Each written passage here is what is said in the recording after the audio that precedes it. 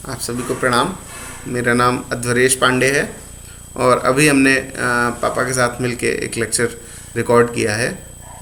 तो वो डिस्कशन से संबंधित था। उसमें एक प्रश्न पूछा गया था कमेंट सेक्शन में कि विज्ञान के इस युग में आत्मा को कैसे पहचाने। तो पापा ने उसमें अपनी बात कही, अपना वो रखा, अपना पक्ष। तो उसमें ये हमको सोचने में आया, हमको ये समझ में आया कि शायद इस चीज़ को इस एंगल से देखा जाए तो और अच्छा एक अंडरस्टैंडिंग मिल सकती है। अच्छी तो नहीं कह सकते, अच्छी है ख़राब है वो आप बताएंगे, लेकिन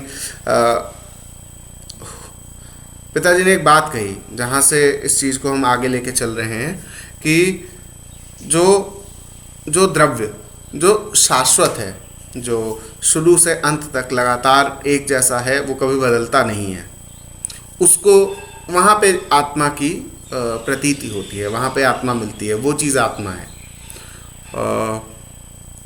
जो चीज़ें चेंज हो रही हैं वो मिथ्या हैं, असत जिनको कहा या मिथ्या कह सकते हैं दूसरे शब्दों में।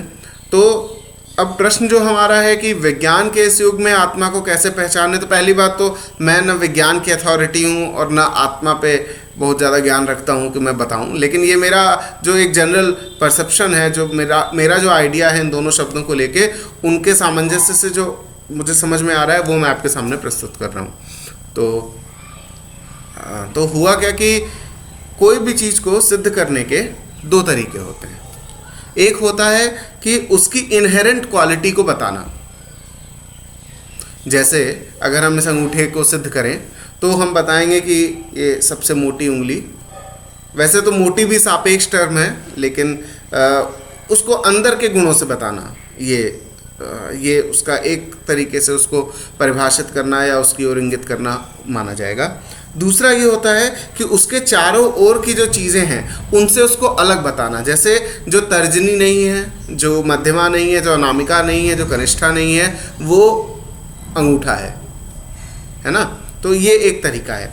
इसी प्रकार से जब हम विज्ञान और आत्मा की बात करते हैं तो आत्मा वो है जो शाश्वत है, जो कंसिस्टेंट है, हमेशा पहले शुरू से लेके अंत तक लगातार एक रूप में है। अच्छा, विज्ञान के साथ ये लिमिटेशन कह लीजिए या ये उसका खुद की प्रकृति है कि विज्ञान हमारे आसपास जो दुनिया में जो चेंज हो रहे हैं उनकी स्टडी करता है, उनको पढ़ता है। वो जो चेंजेस हैं उन्हीं के सापेक्ष वो नियम बनाता है। जैसे कहते हैं न्यूटन के ऊपर फल गिरा तो न्यूटन ने देखा कि अच्छा ग्रेविटी है, ठीक। अच्छा, ईथर का कॉन्सेप्ट एक आया कि ईथर जैसा कुछ है जो सब जगह है, सर्वव्यापी है। अब चूंकि वो सब जगह है तो उसका वो जहाँ नहीं है वो जगह पाई नहीं जा सकती, इसलिए ईथर को सिद्ध नहीं किया जा सकता विज्ञान के हिसाब से। तो इसलिए वो एक थियरी है ना। तो विज्ञान क्या करता है, विज्ञान जो चीज़ों में जो बदलाव हो रहा होता है उनको पढ़ने की कोशिश करता है, उनको समझने की कोशिश करता है। तो वो परिवर्तनशील जगत की पढ़ाई है, ठीक। अच्छा, आत्मा क्या है, जो शाश्वत है, ये बात हम बोल चुके हैं।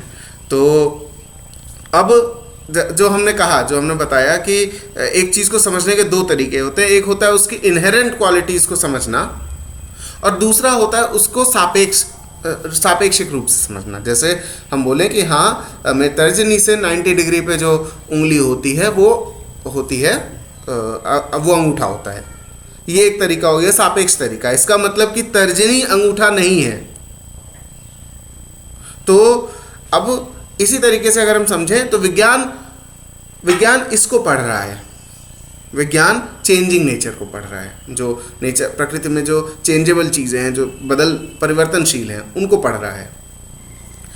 तो अगर हम आत्मा क्या है ये जानना चाहे तो शायद उन जगहों पे हमको अपना ध्यान केंद्रित करना पड़ेगा कि जिनको विज्ञान स्थिर मान रहा है, शायद वहाँ पे कहीं जाके हमको आत्मा का कॉन्सेप्ट मिलेगा, स्थिर की तरफ इंगित करेगा। क्योंकि स्पष्टतः आत्मा क्या है ये हम या इस समय बहुत कम ही लोग होंगे जो ये बात जानते होंगे, लेकिन ये एक तरीका है उसको सिद्ध करने का, नेति नेति नेति, कि ये नहीं है, यह नहीं है, यह नहीं है। अगर कोई सेब है और वो लाल रंग का है और कुछ दिन बाद वो पीले रंग का हो जाता है, तो ये उसका आत्मीय गुण नहीं है, ये आत्मा से आने वाला गुण नहीं है, क्योंकि ये परिवर्तनशील है। तो इसी प्रकार से विज्ञान जहाँ जहाँ परिवर्तन को पढ़ रहा है, जहाँ जहाँ वो उसकी कैपेसिटी में आ रहा है, शायद जिन चीज़ों को परिवर्तन की वजह से नहीं पढ़ पा रहा है, उनमें शायद हमको आत्मा का गुण एक मिले। ये मेरा अपना इंटरप्रिटेशन है इस पूरे तथ्य को लेकर।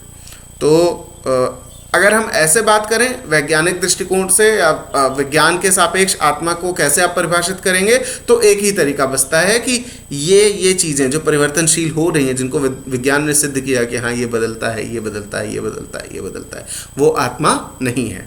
जो बचा उसमें कहीं आत्मा है। हाँ, ये समस्या है कि जब आप किसी चीज़ को इनहेरेंटली बताएंगे, कि उसके अंतर आत्मीय गुणों को बताएंगे, उसके खुद के गुणों को बताएंगे, तो फिर उसको सिद्ध करना, उसको समझना, शुरुआत में उनको आइडेंटिफाई करना बहुत कठिन होता है, लेकिन उसको परिभाषित करना आसान हो जाता है।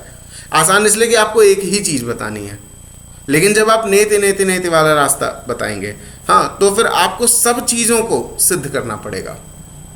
जब आप सब चीज़ों में सिद्ध कर लेंगे कि हाँ ये नहीं है, ये नहीं है, ये नहीं है, ये नहीं है, तो जो बचेगा उसमें भी आप 100% कॉन्फिडेंस के साथ नहीं कह सकते कि यही आत्मा है। पूछे क्यों? पता चले किसी के 6 उंगलियां हों, तो उसकी इन सब उंगली के बाद जो बची हुई उंगली है वो अंगूठा नहीं है, तो वहाँ पे ये एक संभावना है। तो आप हमेशा एक डाउट की स्थिति में हमेशा रहेंगे कि हाँ भाई ये आत्मा नहीं है। लेकिन अब देखिए, इसमें यही अंतर है कि क्यों अध्यात्म या भक्ति या साधना के माध्यम से आत्मा को जल्दी सिद्ध किया जा सकता है। क्यों? क्योंकि उसमें बस एक भक्ति में एक समर्पण का भाव है, एक आइडिया के प्रति आपका समर्पण का भाव है। तो उसमें आपको ये नहीं विचार करना है कि दुनिया की हजारों जो चीज़ें हैं उनको पहले सिद्ध करें कि हाँ ये नहीं है, ये नहीं है, ये नहीं है, ये नहीं। एक चीज़ के प्रति समर्पण का भाव आ गया, जिंदगी आपकी सीधी चलेगी। आपको बस उसके प्रति समर्पण रखना है। वैसे उसी प्रकार से साधना है, एक चीज़ में ध्यान लगाना है आपको बस। वो बहुत कठिन हो गया है क्योंकि हमारा जो दृष्टिकोण है वैज्ञानिक हो गया है, और ये अच्छी बात है बुरी बात है, ये तो मतलब एक खुद में एक डिस्कशन का विषय है। लेकिन जैसे अब हम कोई चीज़ को देखते हैं तो वही मानेंगे जो हमारी बुद्धि जिसको सिद्ध करेगी। तो हम अभी भी वही प्रयास कर रहे हैं, बुद्धि से इसको सिद्ध करने का प्रयास कर रहे हैं। तो इसलिए एक कठिन तरीका है। जो सबसे आसान उसके लिए है कि हाँ भाई मान लो कि हाँ ईश्वर हैं, ब्रह्म हैं, उनके प्रति अपना ध्यान लगाओ, उनके प्रति अपनी चीज़ों को ऐसे डीप डाउन, ऐसे एक जगह पे फनलिंग का एक प्रोसेस है, उधर लेते आओ। तो वो एक तरीका है सिद्ध करने का। यही मेरा कहना था, और वैज्ञानिक दृष्टि से मैं आत्मा के स्वरूप को ऐसे देख पाता हूँ। तो आगे आप लोगों के मन में इससे संबंधित जो भी चीज़ें आए, आप उसके लिए आप कमेंट सेक्शन में लिख सकते हैं, या फिर आप चाहें तो एक वीडियो बना के हमको भेज सकते हैं। पापा की ईमेल आईडी हमने कमेंट सेक्शन में डाल रखी है। तो उसके लिए बहुत बहुत धन्यवाद आपका। प्रणाम।